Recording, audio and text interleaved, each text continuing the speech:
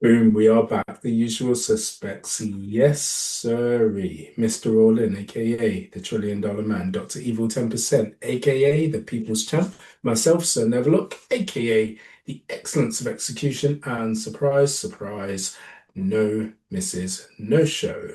This is Pod 183, bullish Bitcoin banter and bullshit. What's going on, guys? Oof.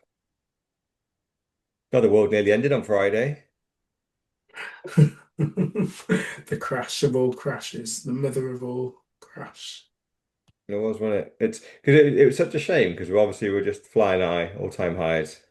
But do you know what? It's apparently it was the largest dip in crypto, probably mainly Bitcoin, and it's the largest probably single crash, but not for percentage for the amount of kind of US Mm. dollars lost. Because obviously the market's so big now for it to just dump 20% as an overall market in basically amount of hours is just the single largest wipe of wealth out of Bitcoin and crypto ever. But and apparently it's all pretty much down to a bit of a translation error between Trump and China, where they something tariff on the American side apparently was translated to ban on China's side, and there's something that went the other way potentially. This might just be a great urban myth, but Trump came out on Monday and basically went, "Oh, don't worry, there's no breakdown in communication between America and China. Everything's good." And then the market just recovered straight away. But obviously in Bitcoin land and especially in shitcoin land, as we'll soon see, got pretty wrecked. Bitcoin did bounce pretty much kind of mainly back, but is now definitely trading at a bit of a discount. But Yeah. yeah, nice little white or black swan moment there. I mean, from all-time highs of what I saw to yeah, what it went down to, it was crazy. I saw it at 90, and I'm talking pounds, 92 down to 77. Is that about right? 25? Jesus, I didn't see as low as 77, I must admit. Yeah, I saw low 77. 80s. Oh, wow. It might have whipped Yeah. down lower. Yeah, Yeah, it was a whip down that went lower. yeah, because it's yeah, because whatever it closes at that like gets saved, isn't it? So those big kind of wicks down in day, they're never shown if it doesn't close at that price. But Mm. but hey, probably just move on to our first story, right? Because there's a big benefit of kind of things like that happening because as we've already discussed, really, like Bitcoin got affected by up to 20%, probably regained probably half of that back pretty fast. So, Bitcoin's now sat at around 10% down on where it was, which, if that's the biggest kind of hit Bitcoin is going to take for a while, then well, I'll take a 10% all day. But let's have a look at shitcoin land. So while Bitcoin dropped about a 10%, which is kind of a typical correction, because it was so huge, like big top 10 coins, which admittedly, I'm not very au fait with a lot of these, like Atom, Sui, Apt, C, Link, and ADA. I remember ADA, I Cardano. remember it. Yeah. But these guys got massacred, right? So you got Atom at the top here. These are all top 10 coins, 99.97%. Basically went to zero. 83% down, 85, 75, 63, 62. Yeah, these are huge, huge coins. And Yeah. this just shows, doesn't it? Like, you're trying to outperform Bitcoin by getting into shit coins, and there'll be over a certain time frames, they will outperform Bitcoin. But when the music stops and a big kind of black swan event like Friday happens, where just every single market just tanks because they think America and China are suddenly at war. Obviously, it hits Bitcoin land now as well. And these shitcoins just get wiped out. Everybody gets spooked. They sell everything. And with Bitcoin, there's just a shit ton of people sat there buying up the cheap sats, which is why Bitcoin doesn't go down too much and rebounds quickly. Whereas in shitcoin land, once people start running to the exits, there's no one waiting to go, oh, I can't wait to get into this shitcoin 7 at 20% lower than this. There's no one there. So it goes down 30, Exactly. 40, 50, 60, 70, 80, basically to zero because the only people that believe in that project now are the people that are currently holding it. And it just kind of sits there, waiting for Yeah. some celebrity to endorse it or something. But really, when real world shit happens, they just get absolutely massacred. So yeah, sometimes these cleanses are super healthy. Did much Uh, happen to some of the more mainstream shitcoins? Because like, some of those like what is it, Cardano, I haven't heard of for years, and some of the other ones like Atom I haven't really heard much. So we obviously saw a bit of a dip. Because I even looked at the price on things like F. Yeah, that didn't get hit like anything to like 60 odd percent, but it was double what Bitcoin got hit. So if I think if Bitcoin went down 20% and recouped to 10, I think Ethereum would have gone down about 40% and recouped to 20. So it'll still be 20% down. But it isn't, it isn't completely wrecked like some of these coins are. And it just exposed the fact that there's just almost um, either a small individual or a small group of people that own the majority of these coins. And basically they got spooked and kind of came out of the woodwork and just dumped it all. And that's the only way these things can go down this much, right? Because it's the founders of the projects finally think, oh shit, the music stopped. It's time to get off. And they just dump everything. And there's no way the market can absorb or the founders selling. And obviously, if the founders are selling everything, then you'd be, who the hell is buying that? Clearly, the project's over. So uh, there we go. But yeah, there's some people looking at this, and basically, there's um, a number of traders clearly got completely destroyed in what happened here. Um, and I think a lot of people got killed on Binance. Because essentially Binance is where that kind of is the mothership or the new mothership of all shitcoins now. It used to be Ethereum, but then Binance, which is an exchange, basically has made it super easy to create shitcoins. So that is now what is happening. So that's where the majority of them sit and where you can trade them. But something very strange happened to Binance on Friday when all this happened. And so this person seems to be going, this isn't about Trump tariffs or any of that China stuff, which I think is a bit hard to believe. I think it's definitely related to that, but then may have just been accentuated. Maybe this person was waiting for something like this to happen to then pounce and really break the system. Basically, 700 million moved to Binance, but they suddenly start the order books for whatever reason just went hollow, no bids, no walls. So basically, there's just no volume on the platform, and mm, they're basically just saying that that basically all liquidity was removed, and then suddenly this 700 million pound account just starts shorting everything and buying it up for pennies on the dollar.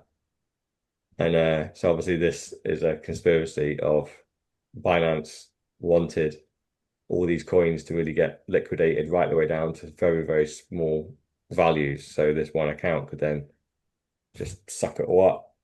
And essentially people got locked out of their accounts and couldn't trade, got liquidated. Pretty much anyone in a trade that was long would have guaranteed got liquidated because these coins just went down ridiculously high percentages.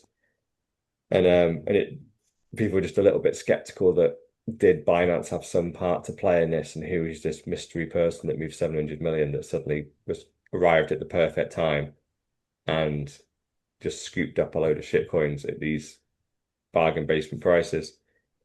So it could have just been someone very lucky getting in at the right time, or yeah, it could be a bit of an inside job, but the inside job would mean you'd also need to know about this Trump and tariff nonsense between China and maybe time the two things. Because I don't think you can just do this on a normal day. You need to do it when the market is reacting heavily to some news. And obviously in this instance, it was very negative news. So you need to be on the short side and just picking up all these cheap shares. But yeah, who knows? It wouldn't surprise me. We know Binance, the CEO of that, CZ, he got picked up by the FBI and held for quite a while, got released a little bit suspiciously quietly. Very few charges. About a year or two later, everything was forgiven and goes back to leading a normal life. And you suddenly go, he's probably now in on it, isn't he? He's probably agreed to do a load of things. That's part of his release. And then, Got 4 months. Yeah. yeah, like 6 months later, his platform is responsible for something like this. You go, okay. It lends itself to it a little bit, or it could just be the platform being shit, which is quite also very likely. A It huge could be a way of differentiating. I also heard Coinbase will was trade against you. the same as well, that people couldn't trade on Coinbase. Uh, I don't think that happened this time, but obviously Coinbase is famous for it. Yeah, any big leg Yeah. or any big leg down, very frequently Coinbase was going down, and just you would get people getting stuck in or out of trades. But I think this one is a little bit different because if you're stuck out of a trade in Bitcoin, right, and Coinbase goes down, um, that can stop the momentum a little bit just because people can't act. But Coinbase isn't the only market. So Bitcoin was still going to do what Bitcoin does, right? So it's not going to like if Coinbase goes down, it doesn't mean the coin just drops to zero or something. It just, Bitcoin will just trade on a different price somewhere else, won't it? Whereas these shit coins, when they were hosted on Binance, that to a certain extent is the entire liquidity. So if trading stops on Binance for that shit coin and they say no one can buy it now, but they can sell it, for example, it means that coin will 100% go to zero because there's no one else that can buy, right? It's if you've stopped the buy button, it's a one-sided thing now. And that's essentially what Yeah. I'm accusing them of to a certain extent to go. It looks like one account was allowed to buy, everybody else was only allowed to sell. So that one account sucked everything up because there was no competition. And it just looks a little bit suspect. And who knows who owns that Yeah, account, I eh? just put it in the chat. Maybe it's the CIA. But This guy here from a different exchange, the founder of this exchange, said it was Binance and Coinbase. Oof. Well, I was going to say they're probably both in pockets, aren't they? Yeah. Well, Binance obviously created a Binance US um, to kind of break away from the main Binance and just have its own kind of subsidiary arm. But yeah. yeah, who knows, eh? And this is oh God, here we are. Yeah, so this next one is there's so many posts of people basically getting completely wrecked. But obviously when the market Oh, moves, this was, yeah, heartbreaking. yeah. So It's look, not. again, who knows if it's freaking true and all that, but yeah, it's someone I feel like it's just turned into like some kind of like I don't know what you call it, like rec porn or something. yeah, Hmm. it could well Like be. It could just even be AI generated sometimes. Sometimes the stories just read too good. And you just go, yeah, this is just designed to get clicks and likes, isn't it? Get some internet points. But let's just assume it's true, right, for the sake of argument. But it's basically someone saying they've got 6 years of dollar cost averaging into Bitcoin got completely liquidated in a single evening. Um, so yeah, so he was basically just he was trading it. Um, so he just wanted to have 1 to 2 leverage change trades on Bitcoin to try and catch up with the amount of Bitcoin that you wanted. Um, yeah, and basically just he got wrecked. So he reckons in the next 6, 7, 8 years he might get back, but yeah, he's just basically going.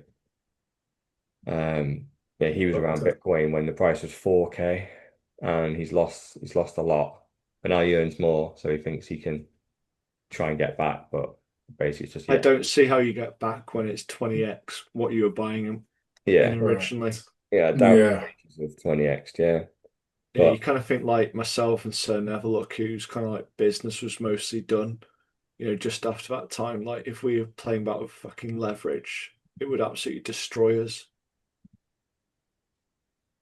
You're never going back to that. no. No, but it's just Um, the overall message is just like there's no point DCAing, but then leaving it on the exchange and putting it into a trade. That you just put it in cold storage, look after it. yeah, It's just wait another 4 years. That'll I do mean, I its don't know magic. anyone that has used leverage and it's worked because I don't know many people that understand it enough for it to work like that. But I always hear the other side of the tale, which is this, people getting wrecked, or typically they're getting wrecked, but it's not their money, so it's a trader for a company or a firm, mm, but it's, at the end of the day, they might lose their job or lose the company money, but they still live to tell the tale another day. mm, Can't say I know anyone who's used leverage. No, I can't. No, It's a no, hell of a risky game because it could bankrupt you in exactly. a minute. no. If you go into trading, it's just a natural evolution to it. Because if you're good at it, if you think you're good at trading, leverage is your friend, especially if you Mm, have a huge bankroll. Like you don't need to do leverage if you have millions. Yeah, you just need to you back your trade 1 to 1. But if you've only got £500 or 1 or 2,000, and yet you want to make life-changing money, the only way to do that quickly is to use leverage, and that's why it just sucks up all the young people's money. Because we get but then Bitcoin Twitter, or I say crypto Twitter, is full of the 1% of people that make that gamble and get it right, and they're now lording it around on crypto Twitter, with £1 million JPEG profile pictures and all that kind of stuff. So, well, where did these guys get that kind of money? And it was yeah. YOLOing a couple of grand that they managed to get from their jobs. They YOLOed it into these shit coins, huge leverage, and turned a couple of grand into millions. And they think they're freaking gods now. But in reality, all they are is that if you get 10,000 idiots and get them all to do that same thing at once, a couple are going to guess right. And now they're the ones with 100,000 people following on crypto Twitter, and they think they're legends. But man, the stories I've saw since that Friday dip, there's anyone from 400K to 30 million I've seen of people posting their portfolios. I don't know why you do it, but basically showing their portfolios going to zero on that Friday. Because a lot of them had grown to a point where they've realized that, well, we're by and large in a bull market, so be at least 2x leverage on price go up, right? And then have stop losses at 5 or 10% down just to exit the trade. But instead of just holding the coin, they always like to be leveraged it in a direction, but not by a large amount. So the risk is typically low. But if you do it on an exchange like a Binance, basically it dipped so low, liquidity was so low that all the stop losses got missed, and it just Oh, wrecked complete accounts that have been working perfectly for years and years and years. It reminds me almost of the BlockFi and um mm, all those Celsius type, yeah, yeah, yeah, they worked for years. It just almost looked like free money. And I think that's what they were doing on exchanges. They were leaving the bulk of their account on there, but instead of leaving it in cash or in the coin, just leave it in the coin, slightly leveraged, either up or down, depending on the overall market sentiment. So they're constantly just gambling on where the price is. And if they're right, they benefit double, triple, or quadruple. So it's just a good way of taking a small amount of money into a large, yeah. largely foolproof until you get a black swan event where suddenly everything wicks down 20% in a second.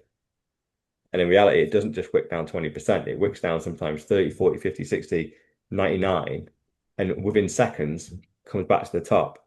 And your 30 million account in the space of seconds just suddenly refreshes and it's got like 3 grand in it. Where did all the money go? It's like, well, you were leveraged long and the market dumped 99%. So you're done. You're out. Yeah, it went down to 91 down to, yeah, I'm saying 82, but I'm sure I saw 70 something somewhere. Really? Bloody hell. Yeah, I don't know. Yeah, the lowest I saw was 82 personally, but Yeah, maybe it is. It's 82. Yeah, it 82. might have been a wick because it's it depends which exchange as well. If it was on Binance, it probably wicked down to fucking 25 because they something very odd happened over there. But Let's have a look. cool. Should we move on? Should we do treasury Yeah, companies? let's Mm-mm-mm. do it.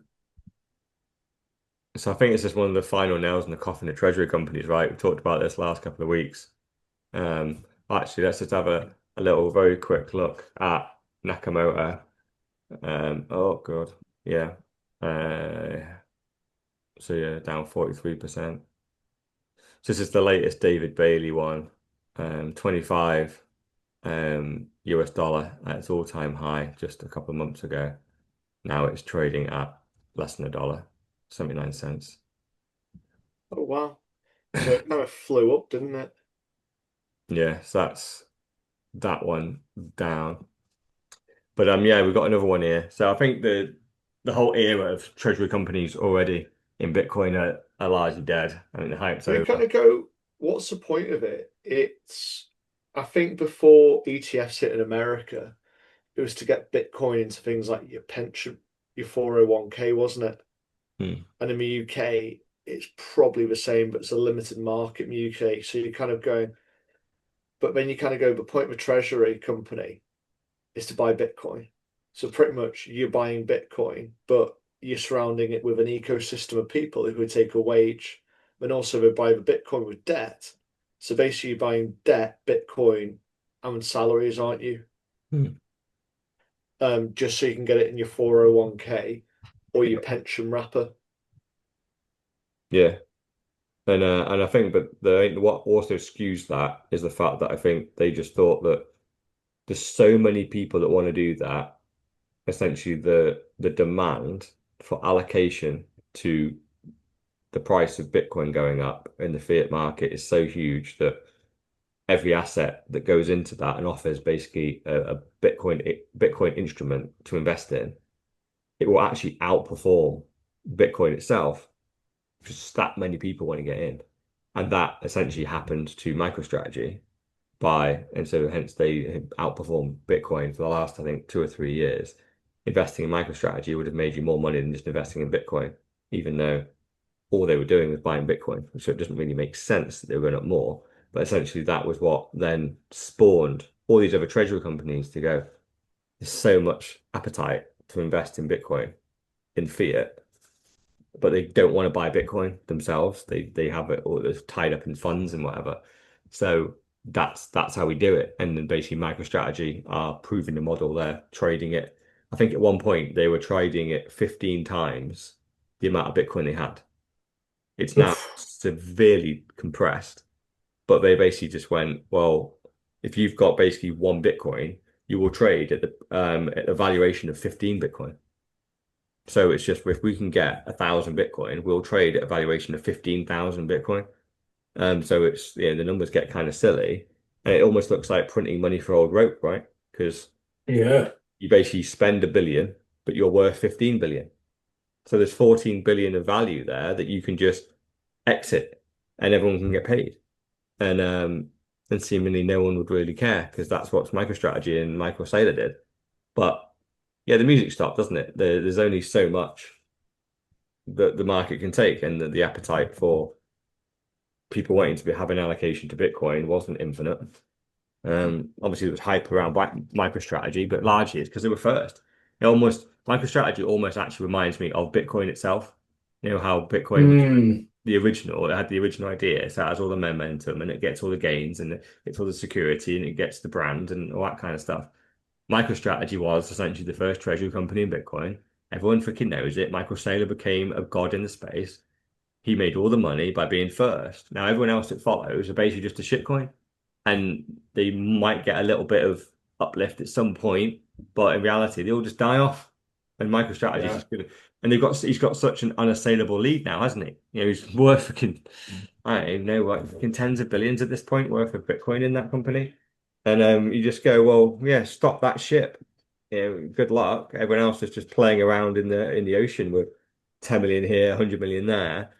And go, that guy's got tens of billions on board, and he's the face of Bitcoin, and his company is everywhere. So good luck competing with that. Like if anyone wants to invest in a company that just buys Bitcoin, they're going to buy that one with the guy that's proven as the CEO of leading that and not fucking it up.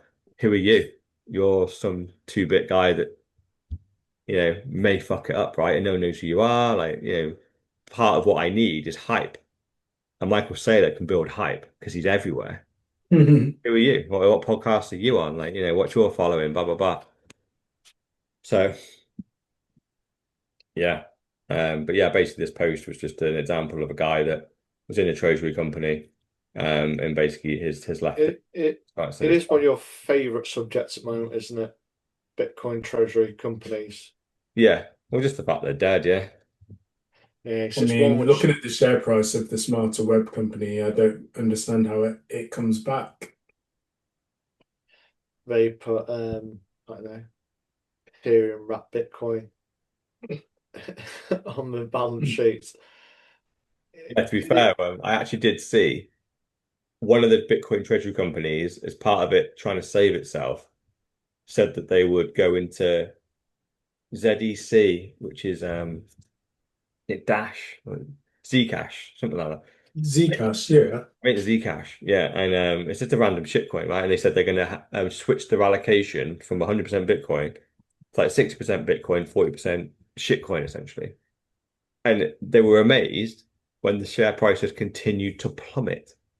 Because obviously, what are you doing that for? Like, I know it's your like last hurrah, Like, but yeah. everyone's buying It that as a depends. Bitcoin maxi, and then you just went, oh, we're going to put 40% shitcoin in. It depends what What? shitcoin. It depends whether they get like dog with hat or something. So that'll bring me interest. Like, surely you want a bit of Bitcoin mixed with a bit of dog and hat, dog in hat, and then a bit of debt and paying some salaries. Sounds ideal. It is Um, really, these companies, they're not as bad. They're probably another shitcoin. They're not a Celsius because Celsius, well, actually, I suppose they all lose your money, wouldn't they? They're yeah. just a different way of losing your money. I mean, Yeah, It's just MicroStrategy is literally it's trending sideways from what I can see. yeah, yeah. Even the glory days for MicroStrategy are over now. It's if it can maintain its like 15x peg, then congrats. But it's not going to just keep extending that now to 15, 20, 25, 30, because that's where the gains would be. So if it's just going to be pegged to Bitcoin now, you might as well buy Bitcoin, right? It's 'cause it was getting a little bit dangerous. I remember like just seeing MicroStrategy going crazy. Like, Jesus, what if this keeps happening? If MicroStrategy can outperform Bitcoin for an extended period of time, it is going to genuinely start pivoting money away. And Michael Saylor will be buying Bitcoin on behalf of a load of people and then giving it to Coinbase to custody. And you're like, oh, this has all got messed up. So, of course, Bitcoin has restored normality and it's now outperformed MicroStrategy in recent months. But yeah, it's good to see the end of it anyway. yeah. Well, I must admit, I thought the actual explosion of them would be more catastrophic and would have a bigger impact on Bitcoin, to be honest. But I think they've all the boom and bust happened almost without us noticing it. So But we said it, and I don't know what pod it was. It's just it was the trend, wasn't it? It was the new ICO and the new NFT. mm. The it's the treasury, It's so the annoying. Bitcoin treasury. If you do have a legit business that does a thing, right, it just needs to do a thing. If you do have cash on the balance sheet, converting that into Bitcoin absolutely makes sense. Mm. Just having a company that buys Bitcoin and puts it on the balance sheet and kind of goes to the market and goes, "Da-da, aren't you amazed?" And everyone's like, "Yeah, we are. Let's buy that stock and pump it higher." How much Bitcoin have you got? Oh, like 10 million. All right, let's pump your share price to 20 million then. Why? Yeah, I just bought 10 million worth of feathers. Like, why would you value them at 20 million? You know, It's silly, isn't it? It's just, and the same with Bitcoin. It doesn't really matter. It's like, oh, I bought it for 10 million. You go, well, it's worth 10 million, isn't it? Because literally that is the Bitcoin you bought. That is, I could buy it over here for 10 million. So why would I, like, what? I don't really, yeah, yeah. And obviously Michael Saylor's already created that instrument anyway, and the ETFs Yeah. exist, and we don't need 25 different examples of it. So, I kind of hoped it got bigger, to be honest, like where more of them got up and running bigger, even potentially challenging MicroStrategy and Sailor, and that would have really taken the price kind of insanely high, but then we'd have had a massive boom when everyone just suddenly went, why are all these companies trading 10 times what their Bitcoin valuation is? This makes no sense. And everyone just dumps it and they have to sell all their Bitcoin and loads go under. And I was expecting that a massive freaking bear market crash, but I have seen online where people have almost gone that smash crash that we had on Friday actually marked like a total reset.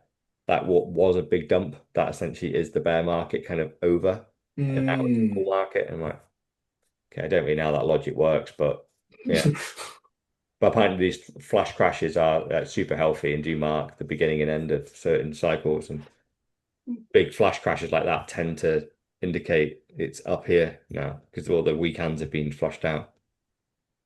Oh God. What I don't I don't- get is where people are able to come back again. Like those people that invested into NFTs, like they're underwater. They are still underwater. They lost that money. It's not coming back. And again, these people now that have lost money in shit coins, it's not like it's small change. This is life-changing amounts of money. They're out. But somehow a new scheme, a new trend comes about, more people find additional money to get sucked in. And I don't know how they do it. How do all these people recover? They go off and they flip burgers for a couple of years and they come back and they do the same shit again. They go degen. They'll go down to Dink Doink and fucking Dog with What's wrong Hat, with and they'll go 50 what's times wrong with Dink leverage. Doink? The thing it's like basically let's go down the casino. It literally is the casino, isn't it? And they do 50x leverage. They might have 5K saved up, and they just got 10 bullet to $500 and just fire them at some shit coins. Times leverage.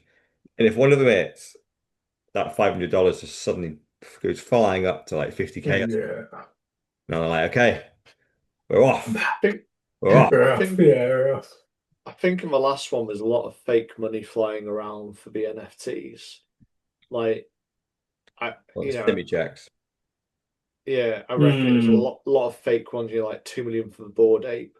But what they were doing was tempting the people with the actual money in. So I think a lot of the Oh. transactions were fake in the first place, Yeah, yeah. literally as a Ponzi scheme to invite in the real money. And then when the real money was in, they're like, yeah, great. I've got 2 million for a Bored Ape. I claimed I bought it for 1.5, but really it was a transfer between accounts or something. Yeah, yeah, definitely. I always laughed when it was like, oh, Snoop Dogg just bought this for 1 million. Justin Bieber just bought this for 3 million. No, they didn't. You gave him 3 million of ETH as a Yeah. payment. Actually, you probably gave him like 5 million of ETH as a payment. Yeah. And then in exchange, he sends 3 million back, technically for the JPEG. So you can go, he bought it for 3 million. It's like, no, you didn't. You paid him 2 million to pretend to buy it for three. Yeah. And same with Snoop Dogg, same with nearly all the celebs. I'm like, there's no way any of these celebs are that stupid where they're spending millions of dollars of their own money on JPEGs. And yeah, it turns out they didn't. They've been asked about it since, and they're like, oh, what about that JPEG you bought for 2 million, and it's worth like 50K now or something. And most of their responses are, what JPEG? They don't even know they've got it. It's just something that they signed a silly deal. All they cared about was the million quid that came their way to tweet a couple of things. They didn't. They have no clue about this supposed JPEG they bought for 3 million. They're like, oh, did I? They probably didn't even have it. They probably just bought it on their behalf and stuff. But they never even sent it to them because they wouldn't know how to receive it, would they? It's a fucking JPEG. Like, just I screenshot it. I think we can actually, Screenshot. you actually can. Yeah. Sweet. Right.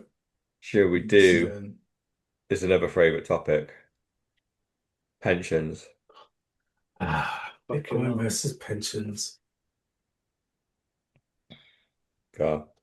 This is a bit of a long one, I'll be honest. It's I don't really want to run through everything, but essentially it is a good post, right? Because a lot of people go, when the employer matches the amount of money you put into your pension, it does look like, that is free money. And let's say you're putting £500 a month or something into a pension, and the company goes, well, we'll match it. So that's an extra £500. Um, how is that going to be bad?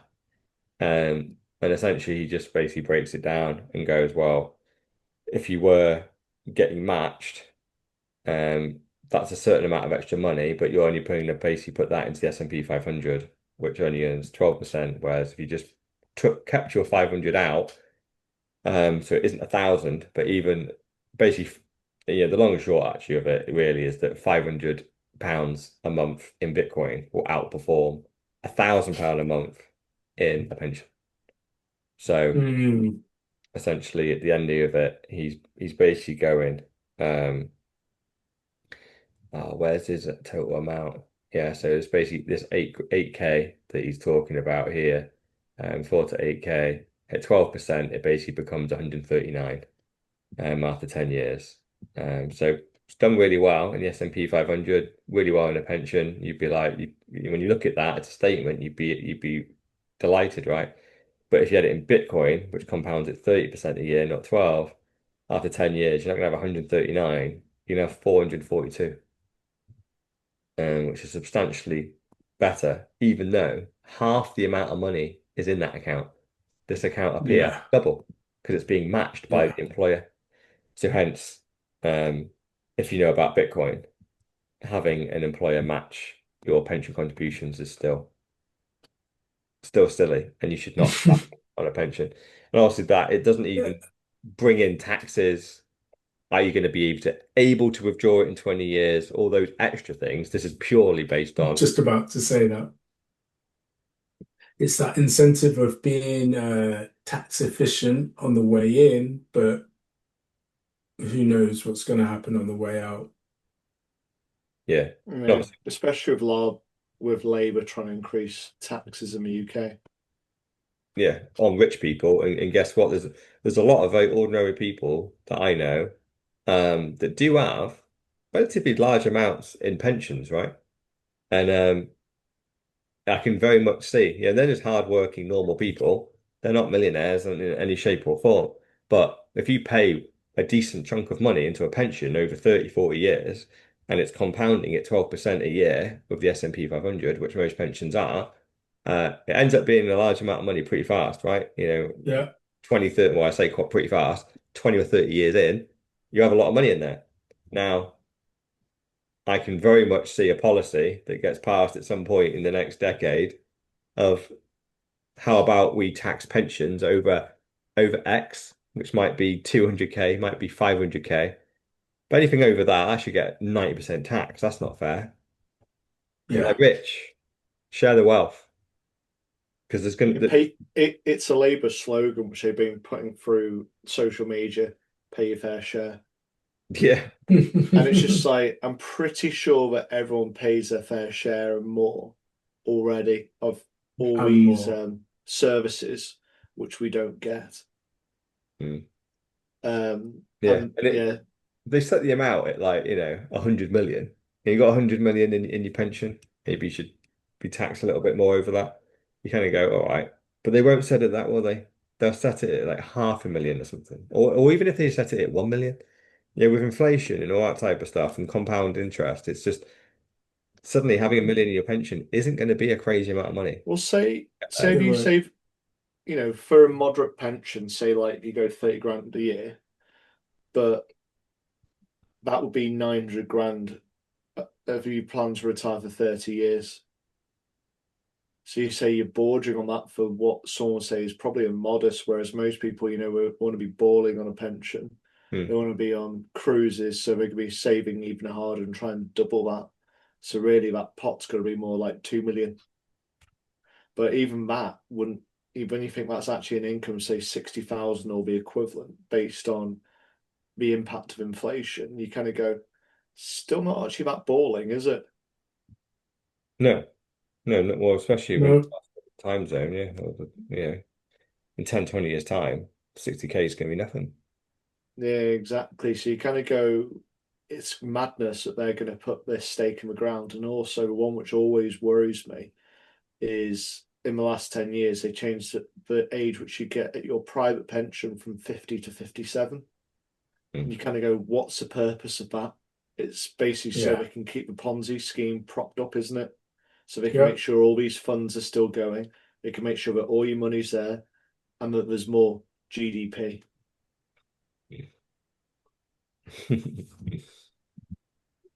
Yeah, So what's going to stop them from making that 67 on your private pension? exactly. Yeah, because it's because the biggest thing for me anyway is I would actually be perfectly fine still buying Bitcoin and not putting it into a pension if it performed worse, like genuinely worse, just purely because of the censorship resistance and the fact that I can take it anywhere. Because that is ultimately what we're kind of preparing against, right? Part of that is the use case for Bitcoin is that this financial system may collapse. And yeah, and all the promises that were made by this government and the many that have gone before, which one of the most sacred of that is the pension scheme, may well be broken. And if that is to happen, this country isn't going to be very friendly. The people in it aren't going to be particularly happy. And you can guarantee that the government would be trying to save themselves, and hence just about every financial asset that you can think of will be frozen. And that includes your house. So what else do you have? What else is liquid that you can use to either leave or feed your family? And in our case, it's going to be Bitcoin. And so if this country isn't friendly, we could leave. You'd end up being like a refugee somewhere. It might be a little bit crazy if they can leave late and all that. But you might be a refugee that turns up with 24 words, and you can just get started straight away. Get your hands on a Bitcoin hardware wallet. You fire Thank you. 24 words in, and you're off. You're back. Probably gonna have some scars from what's just happened, but you're gonna be off, aren't you? Off to the races. Imagine, looking around at maybe other mates and family members or whatever else that were either the same or even better than you in today's world, and you go, but what could you bring? They got the clothes on their back, you know, their property portfolio, their pension schemes, their investment portfolio, their cash, their gold, all frozen. Can't take gold over the border, that's going to get confiscated. All gone. So what have you got? Oh, I had 500 quid of cash in a safe. Why, that's not gonna. We're starting again in another country. That's gonna get you through the first couple of weeks, but you're gonna have to find a job pretty quick. Whereas the Bitcoin is gonna be like, You can right, just chill. bit inconvenient, but let's get going. Yeah. Go find the people that accept Bitcoin over here, and Yeah. we'll As we take the backpack off. Yeah, yeah, a bit inconvenient, but yeah. Oh well. By most golden arches.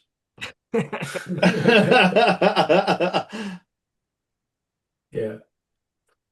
You'll do all this planning and then it'll come to it and you'll forget the 24 words or something. You only bring half of them. You just have jizz stains all over it. But It's you know your 24 words, just like being at the Golden Arches. It's a bib.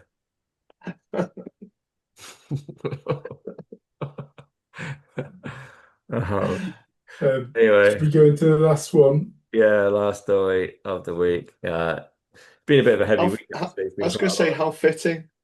of Shake. steak and shake. And yeah, so they stupidly, I don't know if anyone remembers, but Steak and Shake famously, I think it's like a couple of months ago, basically it started accepting Bitcoin for Steak and Shake, so you can buy steak with Bitcoin. And they stupidly put out, should we accept ETH? And as you can see from the poll, the yes was indeed winning, but they were getting destroyed in the comments by all the Bitcoiners just being like, yeah, just what are you doing? Clearly, Ether's got a lot of bots or whatever found this and managed to vote it up, 48,000 votes. I don't think this poll was even open for very long. They closed it quite quick because they suspended the poll and announced that their allegiance with Bitcoiners. You've spoken. Who even allowed this? I'm back at my desk. And whoever's running their social media account and decided to tweet that out very quickly, walked it back. Bitcoiners spoke, and it was, what the fuck are you doing? We used to like you. If you do this, it's over.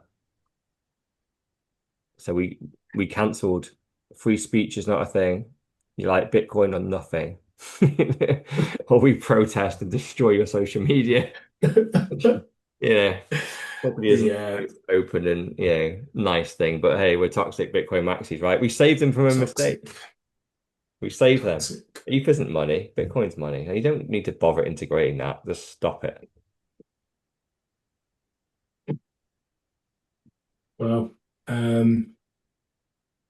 the Hornets have spoken, made sure that we've reminded everybody that we're toxic. Anyone want to bring up anything else before we close out? Just bored of waiting. It's meant to be October. Yeah, Yeah, we got we up both. and it got reset, didn't it? But hey, that's to admit, isn't where's a better place to just put a huge freaking red wick right down just as October's getting going, everyone's getting excited. There's a maximum amount of people like waiting for certain confirmations of is October happening? Then we hit all-time highs, keep going a little bit. Everyone's excited, but the big pump hasn't happened yet. So the entire market starts to get overconfident, start to leverage going, it's about to happen, about to happen. And someone just comes and wipes every fucker out and go brutal. And then what I would imagine is that normal service will resume now and it'll just keep ticking up. And all those people that were wrecked just get left behind in the dust because they don't have time to recoup and buy back in. It's by the time they've recouped any money, the price has doubled. They've been left behind. With no way back. But yeah, Bitcoin's never too easy. Can never predict the price, even in October. But it's not over yet. Not even halfway through. No, I was going to say it's still lots of time, and it 2 weeks. only takes a moment as well because that whole crash and recovery it's only 4 days ago, and here we are. Yeah. Right. So this was Pod 183 brought to you by Mr. All In, aka the $1 Trillion Man, Dr. Evil 10%, aka the People's Champ, myself, So Never Look, aka the Excellence of Execution, and Mrs. No Show. Just to wrap up the show, peace out.